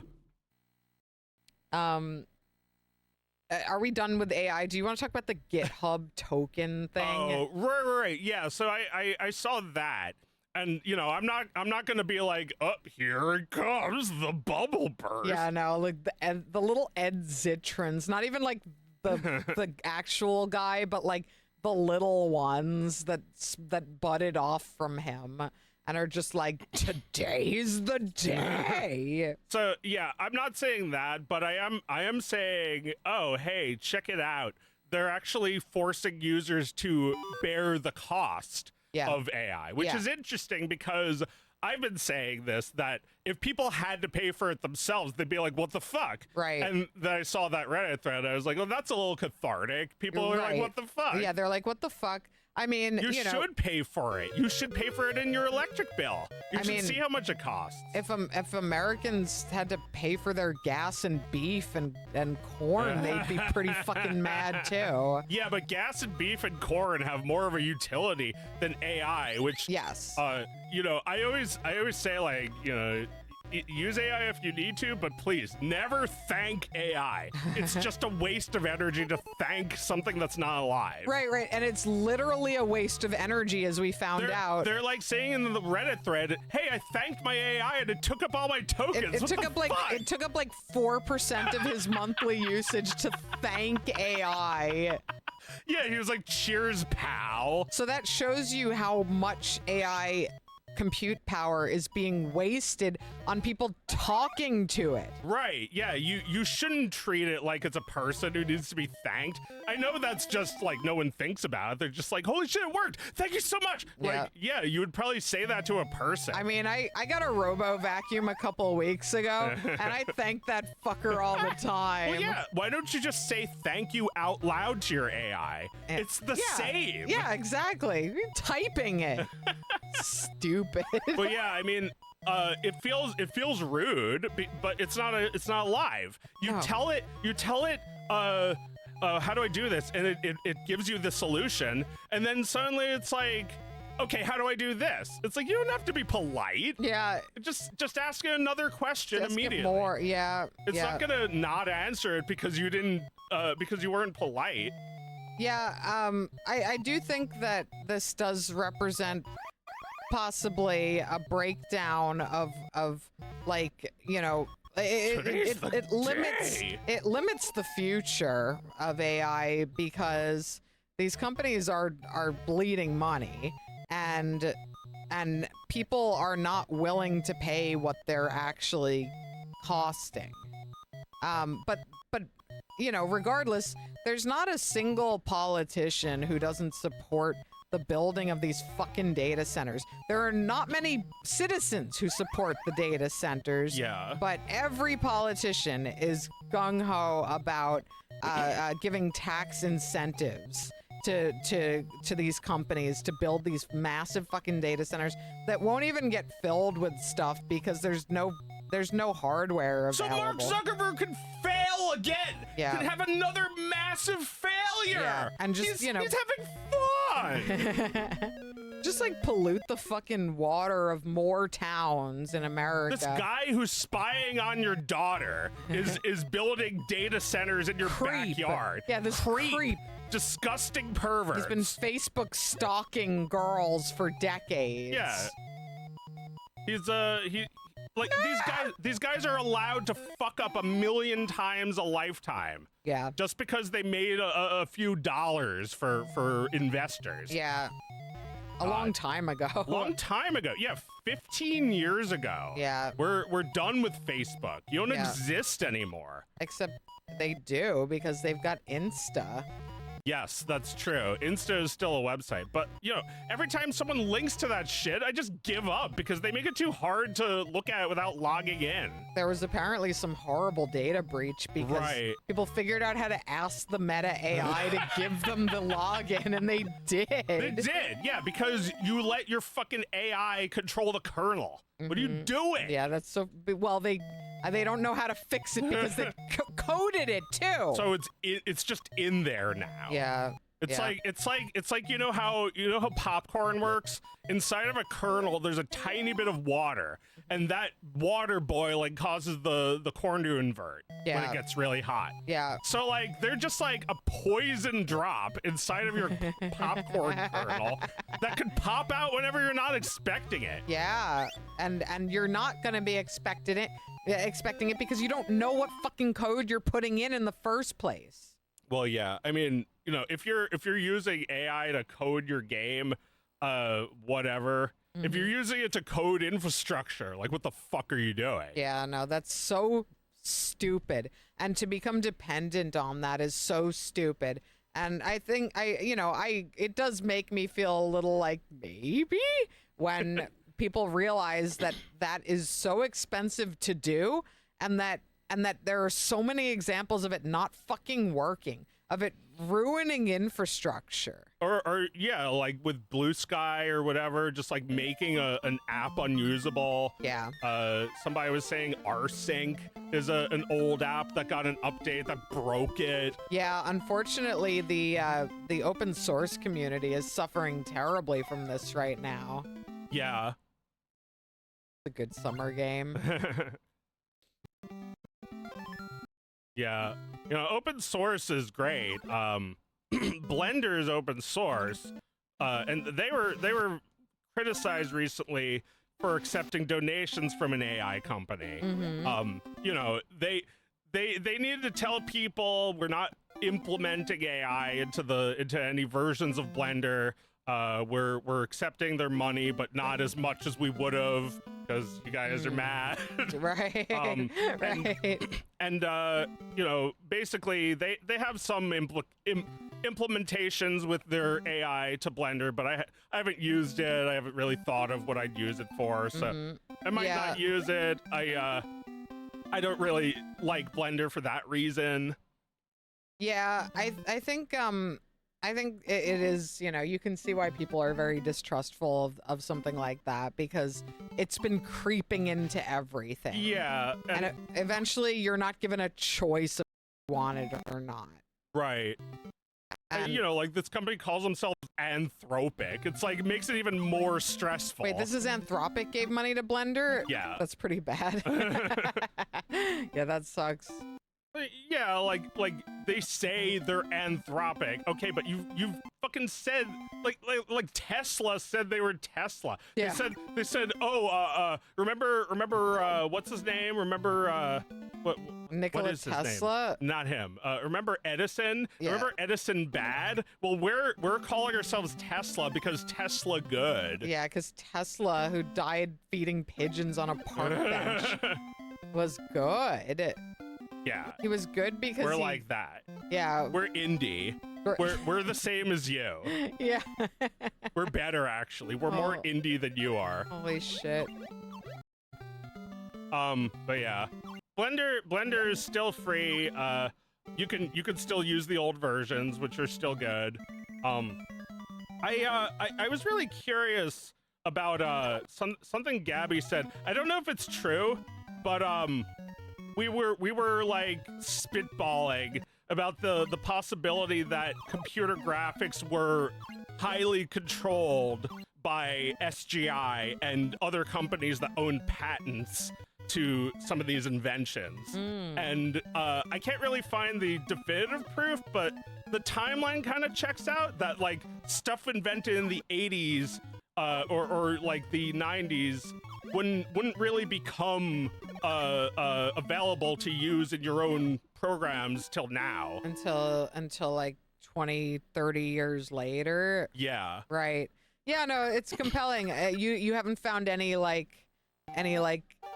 other information about that? Well, I found that Vulkan, the computer the computer graphics language it's recent. It's like from 2016 or 18 or something. And I was reading that like they were afraid to put certain code into their program because it wasn't copyrighted, it was patented. And in 2018 they finally felt like they could do it. And that kind of checks out when I think about how much computer graphics have improved since then.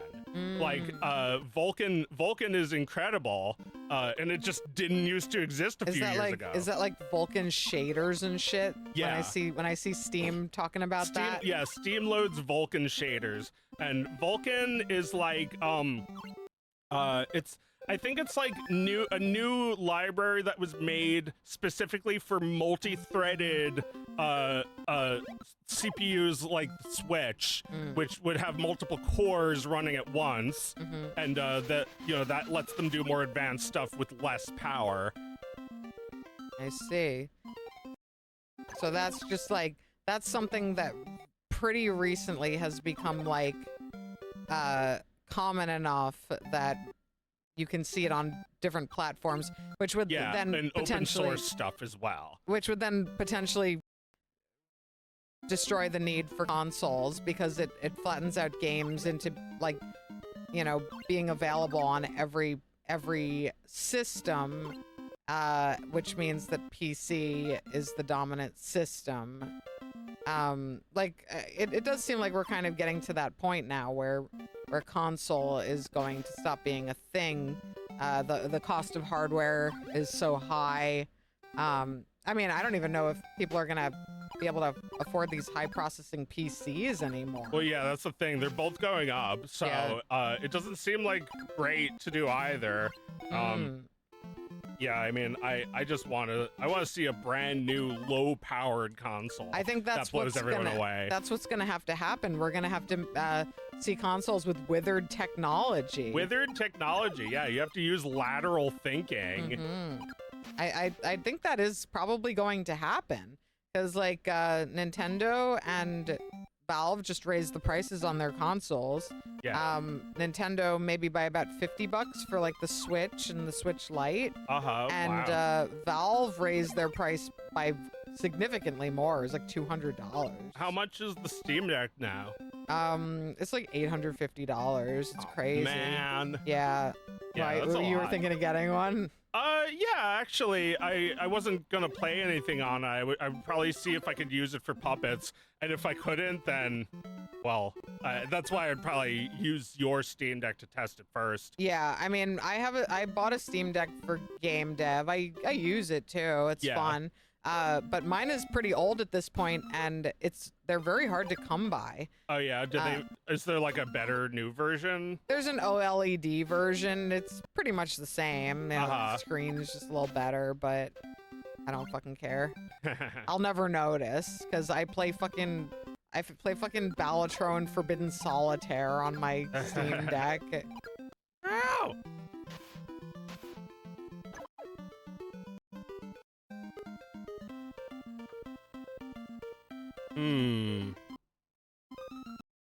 Yeah, they were already expensive and hard to buy, and now they're just too much. Yeah. You know, you might have people going back to old consoles, or you could buy the N64 for cheap. Right.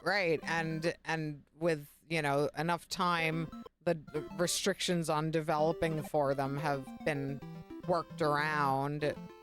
I mean, that's like the main appeal of like NES and Game Boy, right? You can get it on those consoles no problem. Yeah, I was able to do it with GB Studio. Really cool. That, like, you know, something that Nintendo effectively forgot about is still serving me. Yeah. I mean, I think we're not totally there yet, because there's still a delay between the time of like mass layoffs in the game industry and rising costs, and like the games that are going to be released over the next few years, when those things were not really in full effect. But at some point there is going to be a year where the releases are like, oh, nothing expensive is being made right now.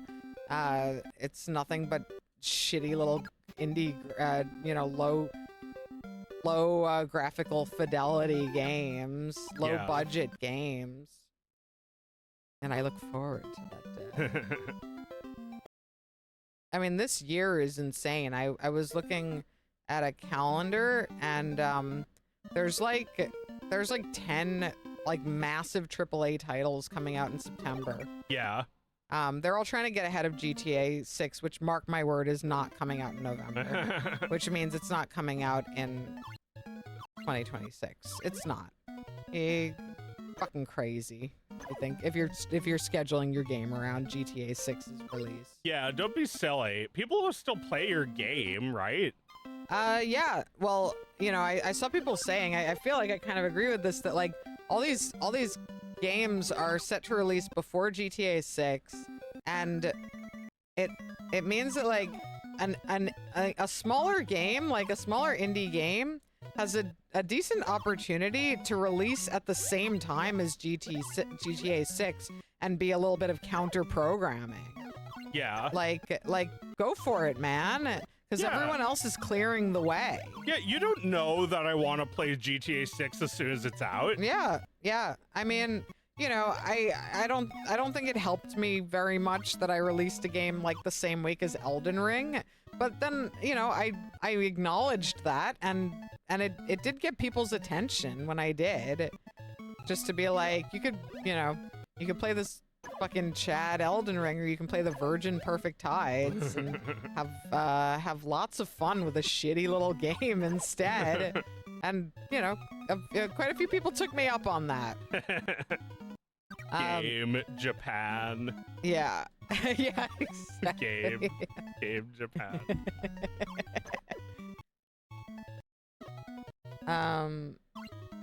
Yeah, they're all creating more competition in that month, right?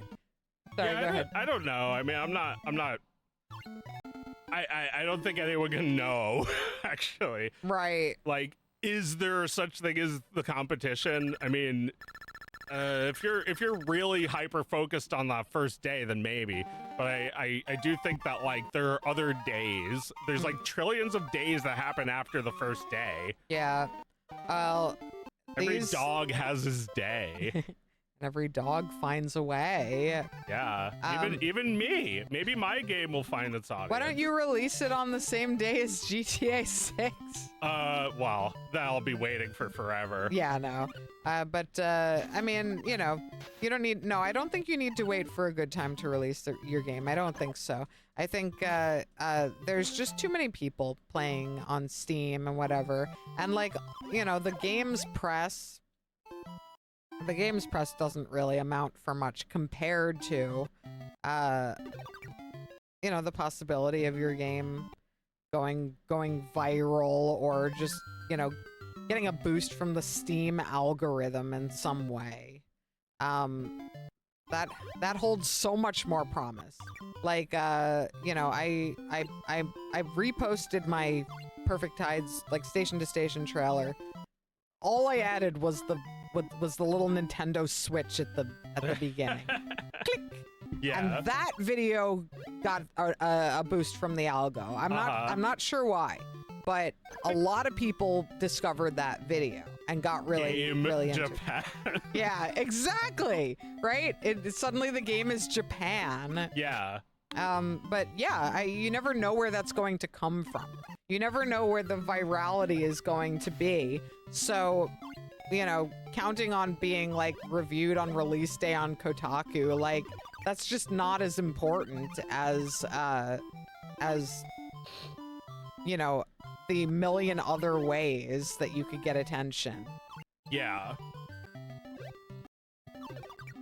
Yeah, I mean, I don't know, a news outlet and like a tweet that gets a bunch of retweets are the same, or at least they both operate the same way. Right, you might get a few hundred wish lists from a tweet that gets like a decent amount of traction, and that's what you would get from a news outlet covering you. You would get a few hundred wish lists at best, from people who read that website. You need Donkey to review your game or some shit. Yeah, I mean, that's a big one. Oh yeah, Perfect Tides. It's the perfect crime. Yeah, a lot of people really depend on streamers to play their games, which I don't think really works for my game. I'm glad streamers are playing it, but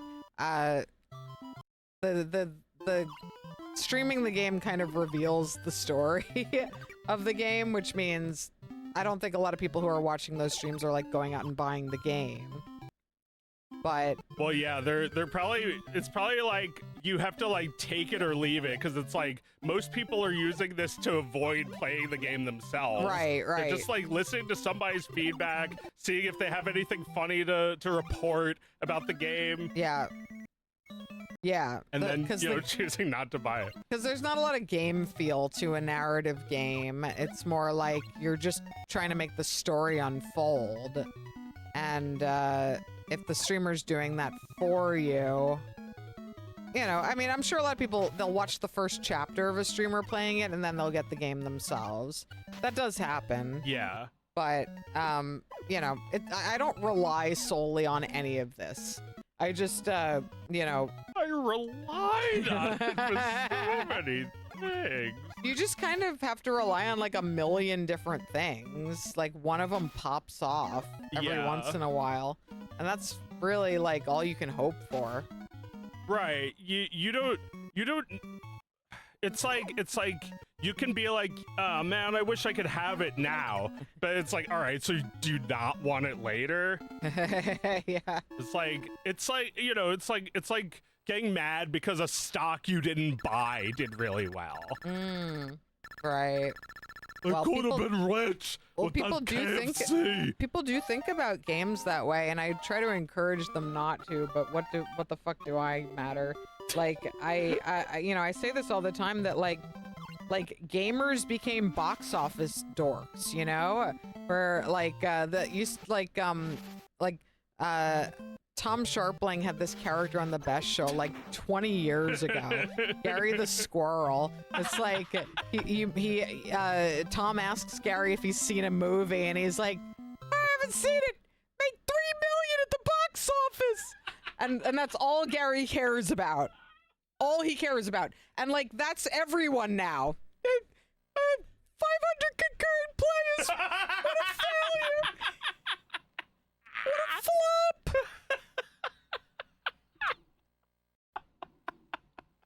He's never played it, no. But he's tapped into all of the insider baseball. Yeah, exactly. Everyone acts like they've got money riding on the success of a game.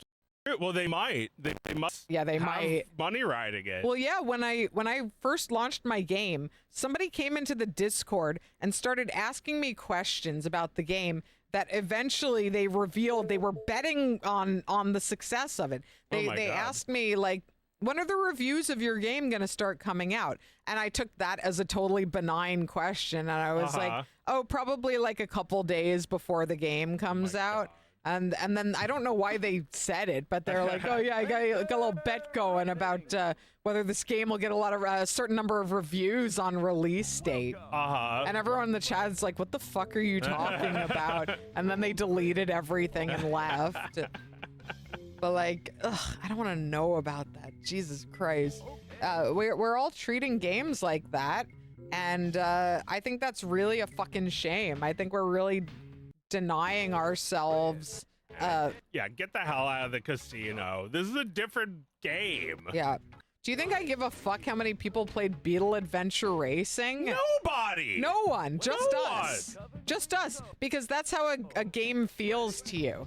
I mean, people play games for like the social component. They want to talk about it at the same time as everybody else. Yeah. But like, a lot of the time, I will talk about this game anytime. I mean, this game, like, you just want to experience it. Like, and that's a lot of games where the experience of playing by yourself or intimately with people in your home or your friends is unique and can't be replicated and can't even really be discussed. You just have to do it. Yeah. You just have to do it and then ask for forgiveness. Yeah. You just have to do it and then ask for forgiveness. Yeah, who said that? Hitler, right? You said it was Barack Obama. Ask for forgiveness, not permission. I love the Volkswagen and the Autobahn. Yeah, this is a unique little game. Little sponsored content, but yeah. I'll forgive it. It's a cute game. We were all feeling the little beetle at the time. And we were totally feeling Almond Break.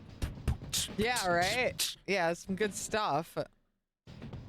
Little beetles racing around the world. And you know, if you could go on Steam and see how many people were currently in game, it would probably be like, I don't know, not very much, but more than you think, like 12. Yeah, and you know what? That's enough for a party. If 12 people are playing my game at once, I'm like, cool. Yeah, it's like, wow, it seems like a lot. When you tell me how much money you get every day for your game, it sounds like a lot. Well, yeah, you know, I've said like that my games don't make much money, but now that I have 2, they make what I would consider a pretty viable amount. It took a while. You have to have 2. Yeah. if your it's game like that with videos. Yeah, with books, with just about anything, you gotta stick around long enough, which is not easy to do. You have to stick around long enough making very little before they start to compound on each other. Yeah. And you get to make passive income off of your previous work. And that's how you get rich, for real. Or at least how you justify continuing it. Like, if I'm gonna keep making video games, which no promises, I haven't decided. I might do it again, Jack. I might be president again. But if I did, I would be able to look at this and be like, this is obviously a winning strategy. You make one game that people don't consider forgettable, and then you make another, and then people keep playing those games for years without thinking about the success or failure or the hype around it. They just play it because their friends said it's good. Yeah. And they'll get to it when they get to it. And if you have enough people that interested in playing your games, you can make a few, and eventually the games will make the money back. Yeah. It just takes a long time. You have to mean it. Yeah. By making a second game just to justify the first, like, holy hell. Yeah, right? You've been at work. Yeah, exactly. You have to really want to make the games. It's just incidental that they've compounded into a decent number of sales. Yeah. It's not my motivation for making them. I think my motivation was much more stubborn and foolhardy. I just wanted to make more. I had more to say. Yeah. And that's the only way it can be, because you have to have something to say. Otherwise, everyone's going to be like, oh, you just made a fucking sequel so you could make more money off of the first game. So, yeah, I recommend that strategy. Make 2 good games. Make a second game that's equally good. Yeah. Good luck. Begin. That's 10:30, so I think that's what we've got for This Thingus game did tonight. not need a sequel, though. No. You can just come back to this and chew on this bone forever. Why can't you go that way? Why are there other games besides Volkswagen Racing? Yeah, we gotta do something about that. All these degenerate games. Not like this one. The good game. The Guten game. Where can you see my games? Well, I have 2 games on Steam. You can get them on itch too. And one of them now is on Nintendo Switch. They're all called Perfect Tides. The sequel is called Perfect Tides Station to Station. You can play them in any order you want. And yeah, you can find them on those platforms. And then Joe has a game that we have seen it, but I think you're People planning. are only going to play it when it costs something. Right. It's gonna get a wider release soon. So we will talk about that in the near Which future. you can find my game on Google by looking up Dog of Wisdom the video and accidentally finding the Steam page. Dog of Wisdom game. Yeah. But yeah, we'll keep talking about that as it comes closer. Yeah. Oh, you looked it up. It had a nice art style. Thank you.